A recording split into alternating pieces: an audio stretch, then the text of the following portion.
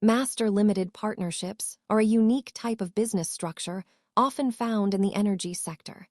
Let us break down how they work. An MLP combines the tax benefits of a partnership with the liquidity of a publicly traded stock. To qualify, these entities must derive at least 90% of their cash flow from specific sources, usually related to energy infrastructure. MLPs avoid corporate income tax by passing earnings directly to unit holders, though this requires filing specific tax forms each year.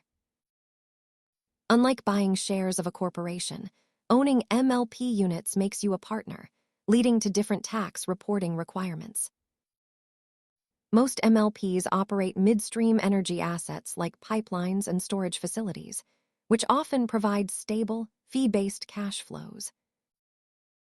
Because of the K-1 form, many investors prefer to hold these in taxable accounts rather than inside retirement accounts. Always consult a tax professional before adding MLPs to your portfolio. Thanks for watching, and stay curious about your investments.